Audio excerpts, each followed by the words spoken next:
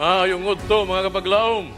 Amo mga pagabi-abi kaninyo dinhi sa programa nga maghatod sa pinakalabas ng mga kalihukan sa kapupudan sa lawak sa teritoryo sa iniusang puwersa sa Southwestern Philippine Union Conference ug Southeastern Philippine Union Mission. Kininyong higala, Riniel Capon. Karong Enero 10, tuig 2026, among ihatodya kaninyo mga pinakalabas nga mga balita nga nagsabwag sa kamaturan ug nagdalaog na kong paglaom uban ng puwersa sa katawan sa Dios. Kining kapaglaom, Ana Liza La Victoria. Kami magatutok sa matag kalihukan ug programa nga magdala kanato sa pagdayeg sa kaayo sa atong Ginoo. Atong sa tao na mga kasamtangang isyu o hilisgutanan, din ang gugma sa Dios magpatig-ibabaw ug ang matag sugilanon magdala og buhing paglaom. O guban kita sa pagsaksi sa mga kalihukan ug kalampusan ini nga semana dinhi sa Mispa Live News and Commentary.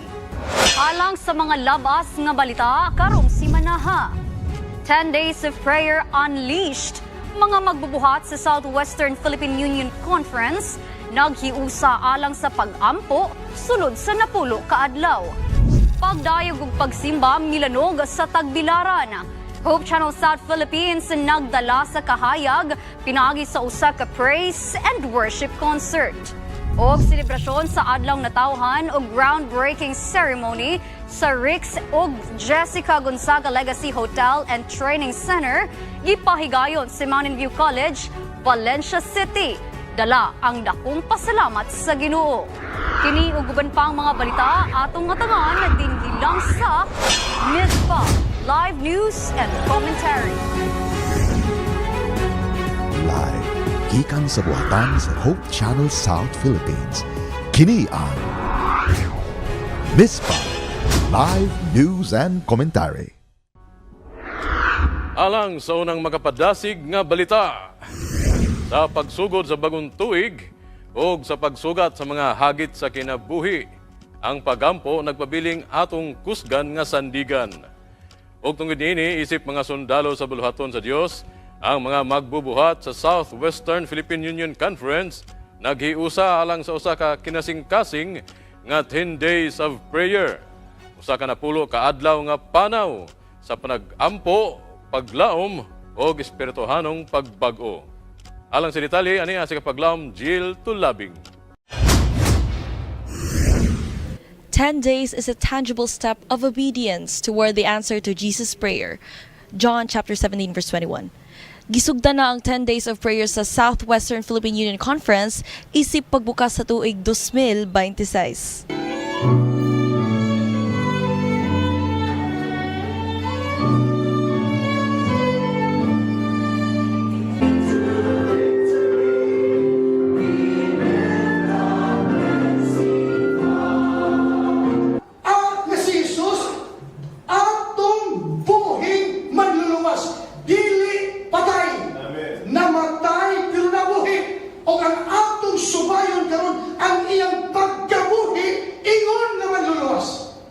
For them, mga igsoon, alang kanila, ang dalan padulong sa Jerusalem o sa kadalan sa kadaugan.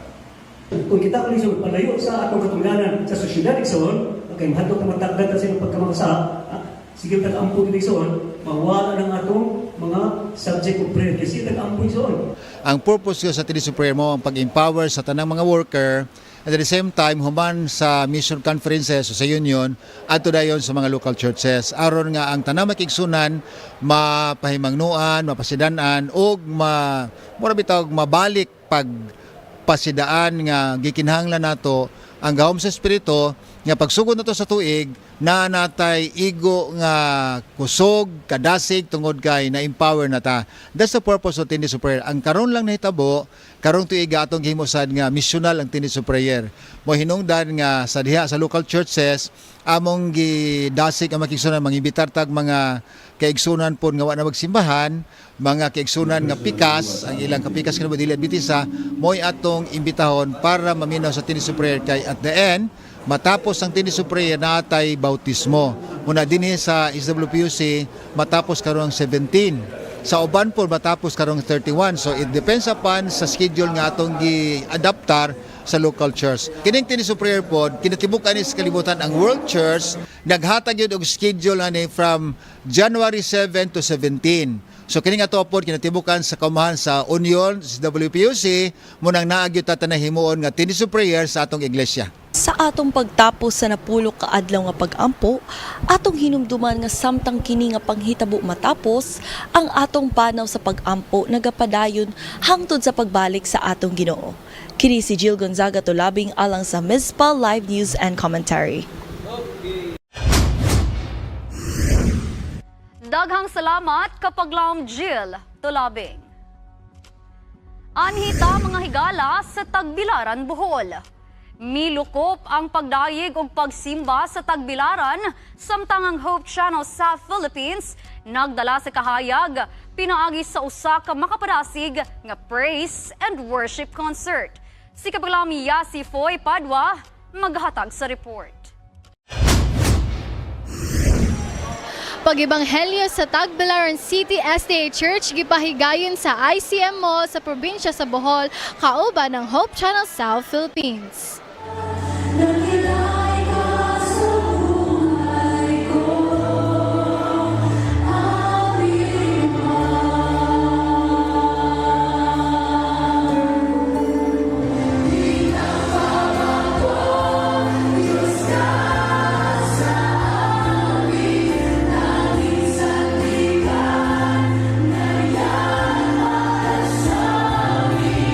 Tumong niini nga kalihukan, mao ang paghatod sa mensahe sa kaluwasan pinaagi sa mga alawiton.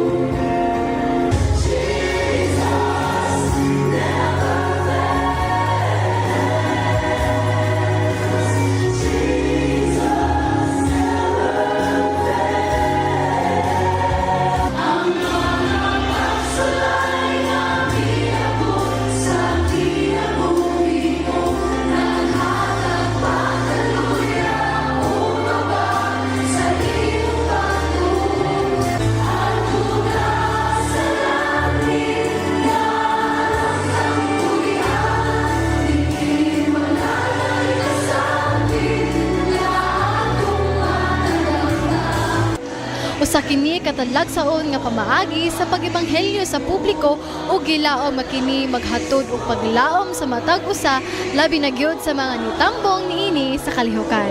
Kini si Foy Padua alang sa Mizpah Live News and Commentary.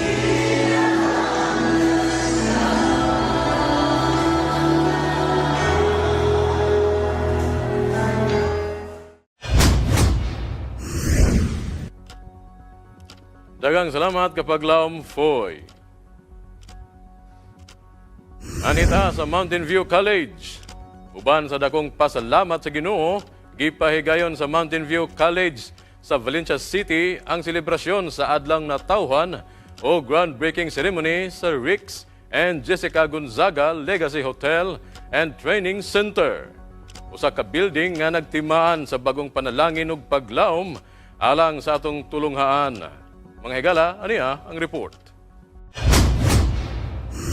Formal nga nagpahigayon o groundbreaking ceremony ang Mountain View College alang sa Rix and Jessica Gonzaga Legacy Hotel and Training Center didto sa The Pines, Mountain View College niadtong Enero 6, 2026 nga natunong usab sa adlaw natawhan ni kapaglaom Rix Gonzaga. Gitambungan kini nila kapaglaom Rix and Jessica Gonzaga uban sa mga faculty and staff sa tulunghaan.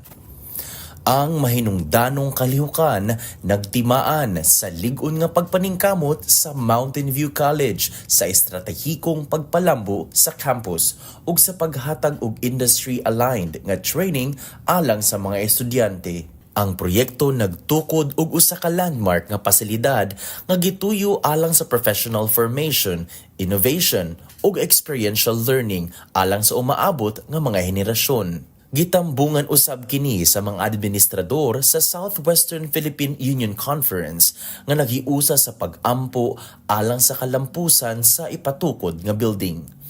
Mipadayag usab og talento ang mga grupo sa estudyante isip pasalamat sa Dios sa mga panalangin nga nadawat sa institusyon. Pinaagi ni ini nga inisyatibo gipadayag sa Mountain View College ang ilang pananawon sa pag-andam sa mga estudyante alang sa tinuod nga kalibutan sa propesyon, samtang nagpadayon sa ilang misyon sa kalidad nga edukasyon ug serbisyo alang sa campus ug sa mas halapad nga komunidad. Kini si Dion Cuenca alang sa MISPA Live News and Commentary. Daghang salamat niya nga report. Yun nga panikamot sa pagpaayog pagpalambo sa palibot sa eskwelahan, gipahigayon sa Mountain View College ang dedication o blessing sa bag-ong bakho. Usa ka laka nga nagpakita sa ilang commitment sa kalambuan sa campus o sa pagduso sa buhat sa Dios. Mga kapaglaom, ani ang report. Ang Mountain View College nagpahigayon og dedication og blessing alang sa ilang bag-ong bakho, isip paghalad og pagkumit sa mong ekipo ngadto sa giya og katuyuan sa Dios. Ang pag-abot sa bakho dakong tabang sa padayon nga paningkamot sa kolehiyo sa kalambuan sa campus, maintenance ug pag-alagad sa komunidad tungod kay mas mapadali ug mas epesyente ang pagpatuman sa mga proyekto nga nagasuporta sa panginahanglan sa mga estudyante ug sa palibot nga komunidad. Ang seremonya nagpasiugda sa pagtuo sa Mountain View College nga ang tanang kahinguhaan usa ka panalangin nga gamiton alang sa kaayuhan sa tanan ubos sa giya sa Dios. Gitambungan usab kini sa mga administrators sa Mountain View College ug sa Southwestern Philippine Union Conference nga naghiusap sa pagpasalamat ug pag-ampo alang sa padayon nga kalambuan ug matinud-anong pag-alagad. Kini nga inisyatibo nagapamatuod nga ang tinuod nga kalambuan magsugod sa pagtuo, din ang tanang buhat, bisan ang mga himan sa konstruksyon, mahimong instrumento sa Dios sa pag-alagad, paglaom ug kadungganan alang kaniya. Kudos sa Mountain View College. Anita mga higala sa Zamboanga Peninsula. Sa espiritu sa pagpaambit ug pag-alagad, nahimong simbolo sa panaghiusa ang feeding ug gift-giving nga gipahigayon sa Limanon 2, San Isidro, Tungawan, Zamboanga, Sigbugay. Nga nagpakita sa gugma, pag-atiman ug paglaom alang sa atong mga kaigsuunan. Si Kapaglaom James T. Maglangit, magabalita. Kapaglaom James. Bunga sa gugma ug paglaom gipahat dinhi sa Limanon 2 Primary School pinaagi sa feeding and gift giving program dinhi sa Tungawan, Zamboanga, Sibugay. Disyembre 16 tuig 2025 ang feeding o gift giving program sa Departamento sa Adventist Mission o Komunikasyon nahimong dalan sa gugma, paglaom ug naghatod sa pag-alagad. Ang mga kabataan malipayon nga nagdawat sa pagkaon og mga gasa, mga yano nga butang apan dakong kahulugan sa ilang kasing-kasing. Sa matag bahiyom sa kabataan, makita ang tinuod nga kalipay nga dili masukod sa kalinbuntuyan usa ka magtutudlong Adventista. Dako kaayo ang ilang pagpasalamat sa maong programa tungod kay nakahatag kini og inspirasyon ug paglaom sa mga estudyante. Dako kaayo ni og pasalamat sa mga kabataan, no? Nakita nato nga dako kay ilang kalipay, maura jud ni ang ilahang kalipay sa ilahang unsa ni sa ilang nga dili nila malimtan sa tibok nilang kinabuhi nga ang amo ang atuang aim nga makapalipay ta, makahatag ta og kanang tabang sa atuang mga kabataan. Alang sa mga gusto pa mutabang, no, dako kaayo, lapad kaayo ang kamot sa Limanon primary school, dili lang ang Limanon kundi ang tibuok community, no, nga mudawat sa inyuhang tabang. So gi-encourage nako nga i-share na to ang atuang blessings diin ang Ginoo ra pod ang maghatag ani sa pinilo-pilo. Ang kalihukan usab nakahatag kalipay sa mga ginikanan nga nakakita nga ang ilang mga anak gihigugma o gialagaran sa komunidad. Sumala sa representante sa mga ginikanan ang maong tabang usa ka dakong panalangin ug paghinumdom nga anaa gihapon ang pagtinabangay og gugma sa komunidad. Nalipay kog dako nga nakahiusa karon higayuna nakatigom ug nakakurong kumblaang nga gitakna nga parte o sa mga donisyon nga gipang abot sama na siya usa na nga kapasalamat ug dako sa matag usa sa mga ginikanan o ang mga parents natagsa-tagsa kanila, nakapasalamat sila po, nga nalipay po sila nga nakakurong karong adlaw. Sa tibuok nga programa, klaro nga ang pag-alagad usa ka buhat sa pagtuo ug ang paghatag bisan niyano mahimong kahayag ug paglaom sa daghang kinabuhi. Kalipay puno sa paglaom maoy gibalon sa mga kabataan duyog sa maginikanan. Kini nga buluhaton maoy gisangon sa atong labang makagagahom. Nagagikan dinhi sa Limanon 2 Tungawan, Zamboanga, Sibugay. Kini sa kapaglaom James alang sa MISPA. Live news and commentary. Daghang salamat kapaglaom James. Sa pagbalik mga higala, gift-giving program nga gipahigayon sa Adventist Medical Center College students sa Kabaksanan, Iligan City. Saksihan ta! Philippine Youth for Christ 2026 naghanay na og daghang mga aktibidades alang sa mga kabatan-unan. Og sayron ta ang mga programa sa atong iglesia alang sa pagpalambo og pagpatuman sa mga estratehiya sa Southwestern Philippine Union Conference. Pastor Max Dante Obos. Kini ugban pa mga balita atong saksihan dinhi lang sa MISPA Live News and Commentary. Humanining hamubo nga pahinumdum.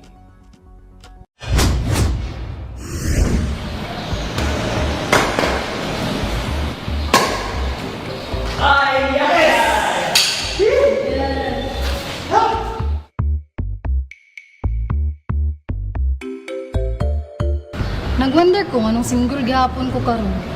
Bisag asa naman ta migyadto pero wala man gyapon ako may forever. Ako pud Paul, no?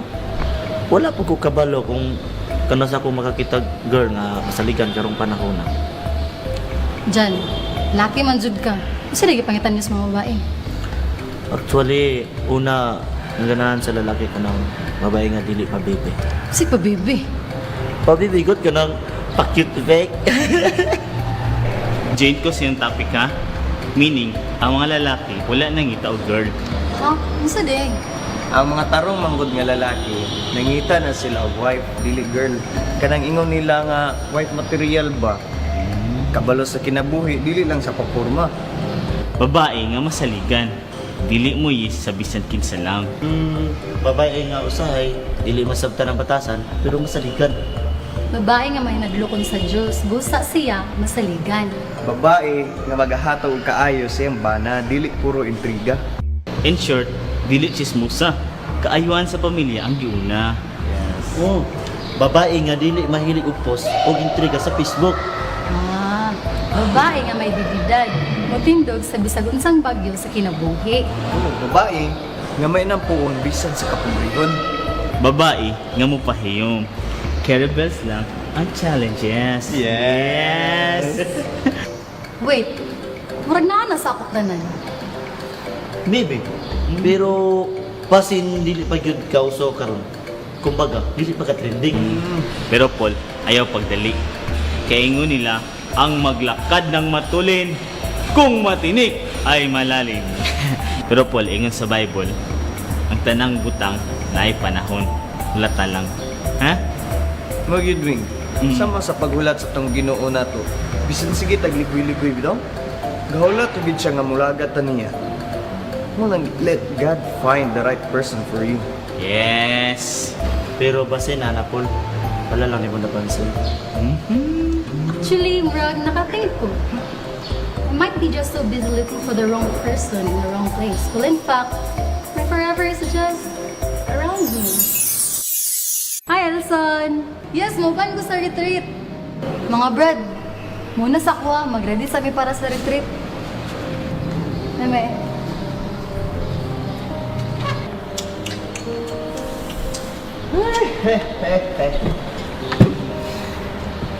Dayon? Abi na kog napansin ako ni Apple na namunta niya ang tanan. May pang wifi, may forever.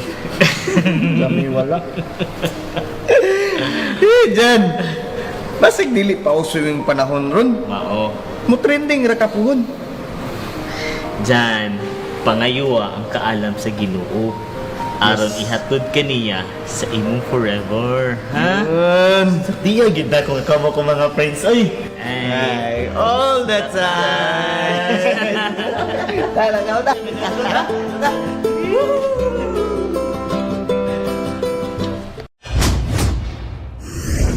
Daghang salamat niya na nga pahinumdum. Anita sa atong mga tulunghaan, gipahigayon sa Adventist Medical Center College students ang usa ka makapahimuot nga gift-giving program sa Kabaksanan, Iligan City. Usa ka kalihukan nga nagpakita sa ilang kasing-kasing sa pag-alagad ug pagpaambit sa panalangin ngadto sa komunidad. Aniya ang report. Puno sa kalipay ug pagpasalamat ang gipahigayong community program sa Central Students Organization sa Adventist Medical Center College didto sa barangay Kabaksanan, Iligan City. Bisan pa sa kalayon ug sa kalisod sa dalan, ang mga estudyante mibiyahe og usa ka oras ug tunga aron lamang sa pagpaambit sa mga panalangin ngadto sa komunidad. Gawa sa mga packed goods, naghatag usabang organisasyon ug mga pinatik. Dako ang kalipay ug pagpasalamat sa mga residente, ilabi na nga ang ilang lugar maoy napili aron mapaambit ang mga gasa ug kini dakong tabang alang kanila. So last December 7, 2025, I together with my co-officers did a community outreach program somewhere in Kabaksanan. So specifically, we gave a total of 102 packs of relief goods. So ang packs contain siya of mga basic needs, mga canned goods, mga soap, mga rice, toothbrush, and all. And nakolek namo through the fines from the absences of the students of AMCC from our last pasingot or intramural. Ang kalihukan usa ka pahinumdom nga bisan sa gagmayng buhat sa pagtabang, dako ang mahimong kausaban sa kinabuhi sa mga nanginahanglan. Og samtang ang mga kamot naghatag og ang mga kasing-kasing nag-alagad, malipayon ng Dios sa matag buhat nga gihimo uban sa gugma, kaluoy ug tinuuray nga pag-alagad sa isig katao. Daghang salamat niya nga report. Mga igsoon, padayon sa pagpaligon sa kabatan-unan. Ang Philippine Youth for Christ 2026 nag-andam na og daghang mga aktibidades nga nagtumong sa pagtuo, liderato ug aktibong pag-alagad. Aniha ang report. Ang Philippine Youth for Christ 2026 nagpahibalo nga andam na ang daghang aktibidades ug volunteer committees alang sa mga kabatan-unan nga gustong moapil ug moalagad sa umaabot nga kalihukan. Gibuksan ang lain-laing komite nga mahimong apilan, lakip ang program, media, music, prayer, finance, operations ug outreach. Taliwala sa uban pa. Ang kalihukan nagpasiugda sa mensay nga it is in a life of service only that true happiness is found. Nga nag-auhag sa mga batanon nga maghiusa, mag-alagad ug mahimong instrumento sa paglaom ug kausaban sa ilang komunidad. Atong iapil sa itong mga pag-ampo ang atong umalabot nga Philippine Youth for Christ 2026. Og mga higala, anhita sa Golden Boulevard Adventist Elementary School. Grand Alumni Homecoming sa Golden Boulevard Adventist Elementary School nagmalampuson. Nagdala og panagiusa, kalipay ug pahinumdom sa mga henerasyon sa alumni nga mibalik aron ipasidungog ang ilang alma mater. Ano yan si Kapilam Reman, apa alang sa report.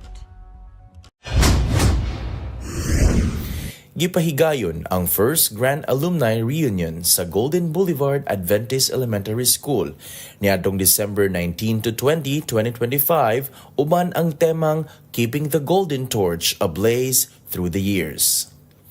Ang kalihukan naghiusa sa mga alumni gikan sa nagkalain-laing batch nga puno sa kalipay, panaghigalaay ug mga handumanan sa ilang eskwelahan. Sa unang higayon, adunay unang duha ka online attendees, sila Edeline Lazo ug Sharon Abing nga nagpamatuod nga bisan asa man ang alumni, nagpadayon gihapon ang panaghiusa. Nitambong usab ang mga kanhing administrador, lakip si Sir Leopoldo Agabao ug Ma'am Melka Momo nga naghatag duga.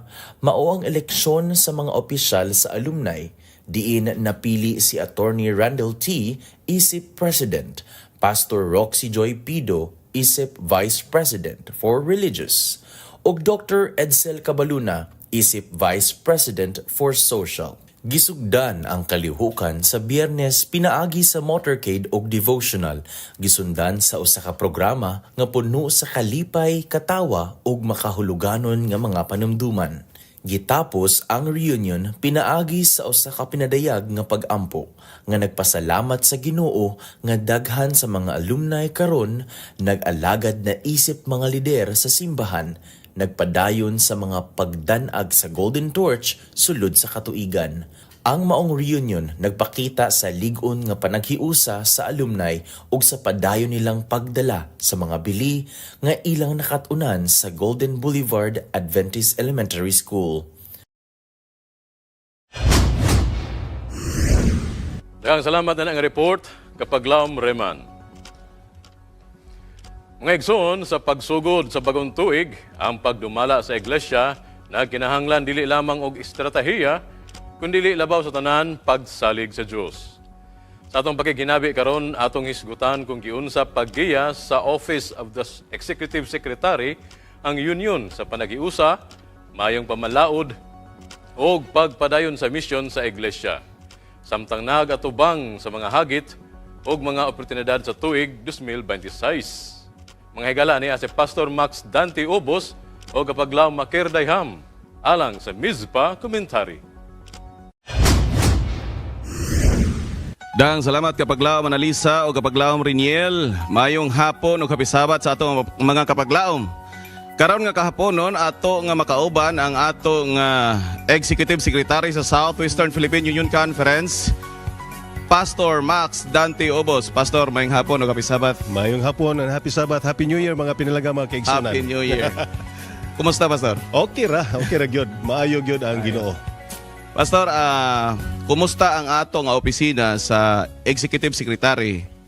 O unsa ang ato nga mga plano nga paghahimuon karon nga tuig 2026? Okay, akong gipasalamatan ng Ginoo nga niabotan ni aning tuiga.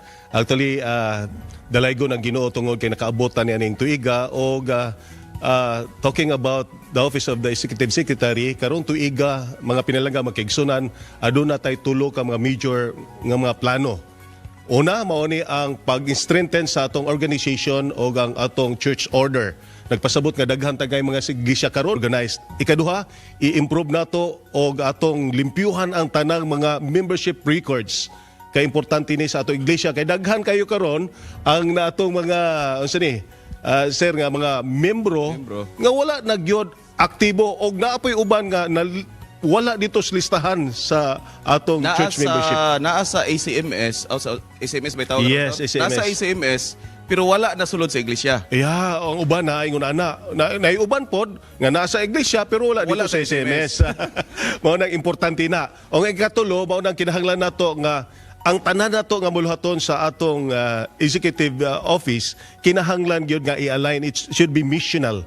Sa to pa ang tanan natong pagabuhaton in line gyud sa tumong ug tinguha sa atong mga iglesia. Tinood ka na, Pastor Okay. Dax.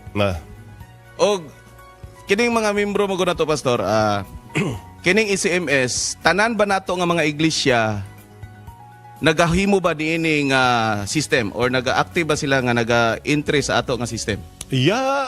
Daghan na ta. Mayingon ko sa imo siguro mga 95 hangtod sa 98% sa ato mga kaiglesia naghimo na gyud sa ingon ani. Sa ato pa dunay wala pa gyud. Naapay uban nga labaw natong tuain taon sa bukid nga dili kay balo mga computers, mao nang importante nga ato silang abuton. So naghunahuna gyud ta kani maabot nato pinaagi sa gahom sa Ginoo dili sa gahom sa tao. Tinood ka na, Pastor. Pastor, giun sa pagsiguro sa ato nga Office Executive Secretary, ang pagpalig-on sa panaghiusa, koordinasyon o kining Kristohanon nga kolaborasyon tali sa mga atong mission conferences o mga departamento diri sulod sa atong union. Okay, number 1, magisgot ta og paghiusa atong makita nga ang atong Office of Executive Secretary naghimo ni nga ma-maintain nato ang tanan nga mga komunikasyon kana mga natay clear and regular communication among missions and conferences kay nga naman og sayo pag atong communication sa usag-usa sayo pod ang atong dagan sa atong kanang operation. Human atong nakita nga naatay gitawag common vision and mission. O kung saan ni adiri sa ato sa union, maupod ang ilang pagbuhaton. Sundon dito sa conference. Of course, kay mauna ang pinakakuan. Ang pinaka-importante po ng ikatulo, kaning gitawag guiding process. Kay nga naman, kaning kinahanglan tani og transparency o kinahanglan tag respeto. For example, ikaw mo submit ka, ikaw executive secretary sa mission o conference, human magpadala ka sa ako diri, unsay imong gipadala diri nga mga documentation o reports, amo nang respetohon o among hunahon nga kana siya tinuod o accurate. Mao na siya. Dito sa conference o mga missions, apan dunay mga problema, dunay na-encounter nga mga problema, nga sila dito sa unyo sa missions o conferences, doon na po sila programa. Yeah. Ang nahitabo, nagakonflikto ang programa sa union o ang programa sa conference, local conference. Dabi sa ato nga mga district pastors. Unsa atong i-advise ani nila?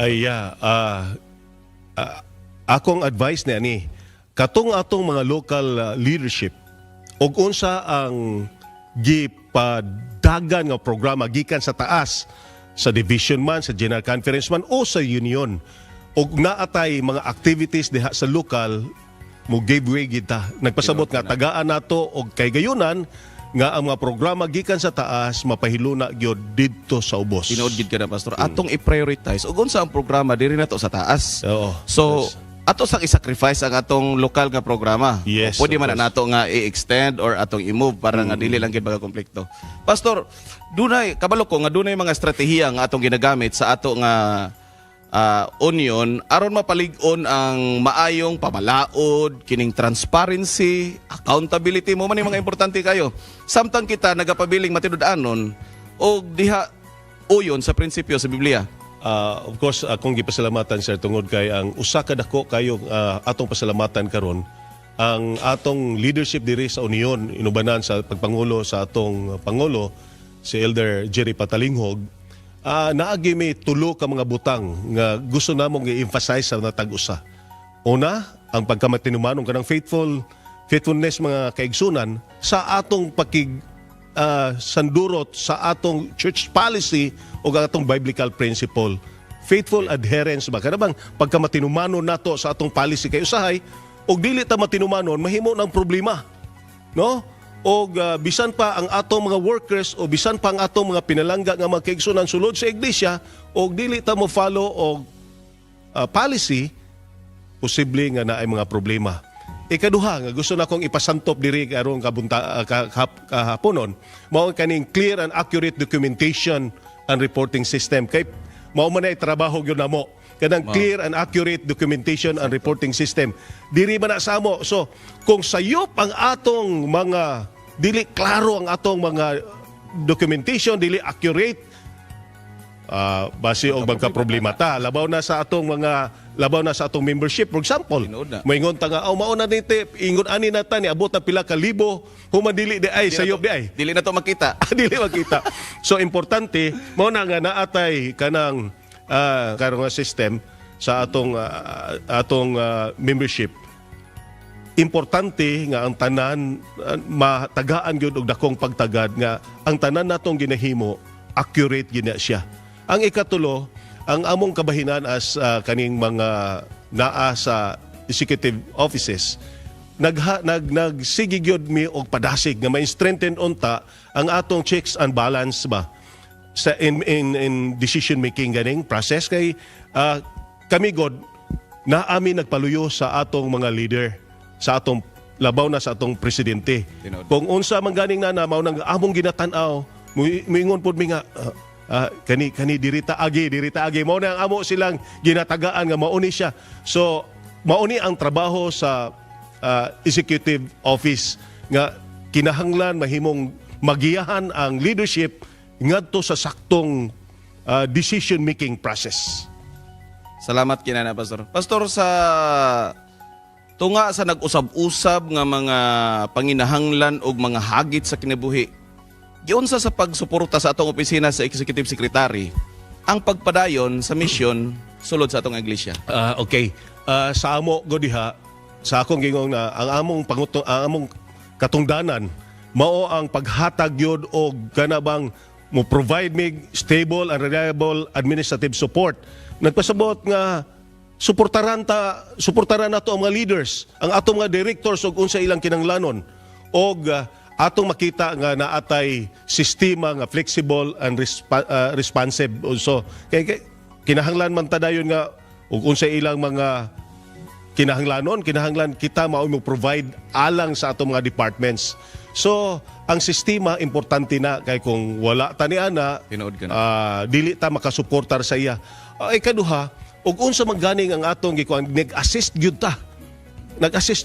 Kanang missional ganing ang tanan natong ginabuhat, nag-assist ta sa atong mga leaders, sa atong mga officers, sa atong sa atong directors aron magiyahan sila sa ilang gustong buhaton labaw na sa buluhaton sa iglesia. Tinood ka na Pastor, mapasalamaton kita tungod kay wala nag-inusara ang ato nga mga director sa ato nga mga department tungod kay gigiyahan sila sa Executive Secretary Department. Og daghang salamat yan na Pastor nga ako.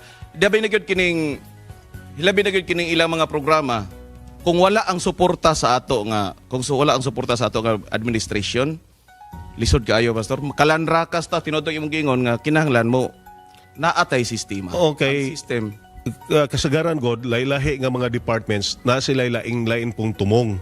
Nga kanabang lain silang mga programs pero usarag tumong. Mao na nga bisan paglan rakas ang ilang mga unsa ni activities.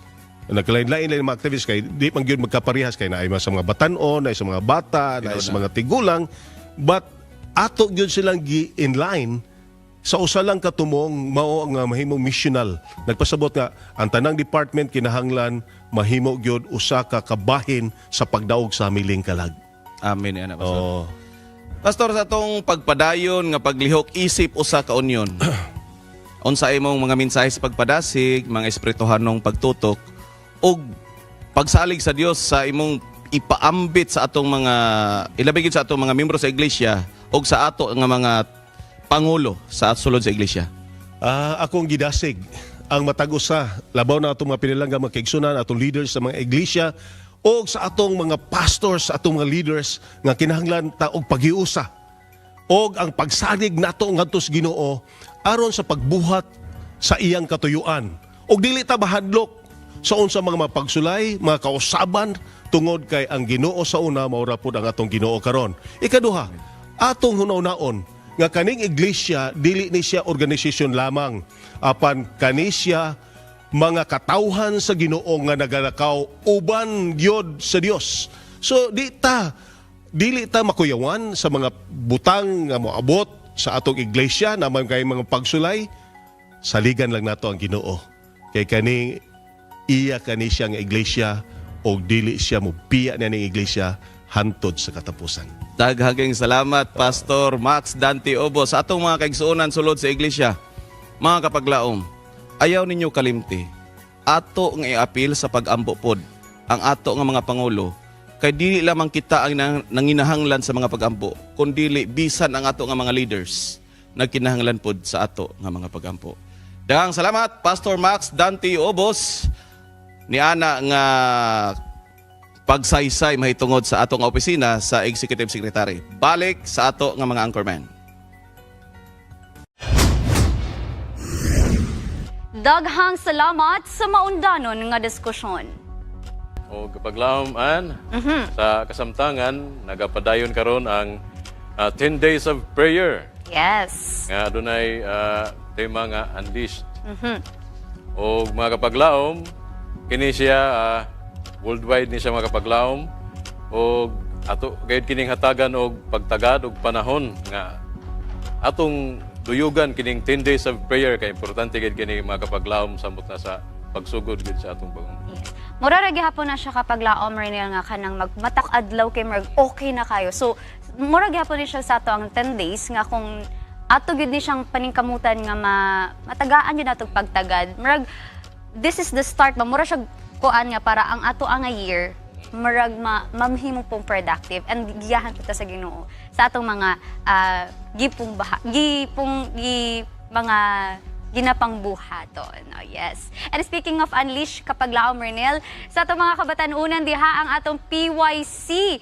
Mga kapaglaom 2026 nga mahitabo diha sa Mountain View College ang atong amahan sa Youth Department nang inahanglan kaninyo sa inyong mga talento. Atong i-unleash mga kapaglaom kung naamoy mga talento sa mga committee kapaglaom Renel. Kung nakay talent sa program, then you can be part of PYC because they are in need of your help, mga kapaglaom. If you have the gift of music, the gift of whatsoever content, mga kapaglaom, ato nang gamiton sa buhat sa Ginoo karong ipahigayong PYC 2026. Unleash gihapon kapaglaom, Reniel.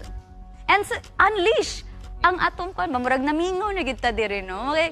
Kay gi-unleash na pud sa isa ang iyahang kakayahan. Pinaagi pud sa tabang sa Ginoo nga maghimo pud siya, mag-lead pud siya dili lang sa eskwelahan sa ilahang eskwelahan before but sa tibuok eskwelahan sa North Central Mindanao Conference. Kapaglaom Maker, we are praying for you because this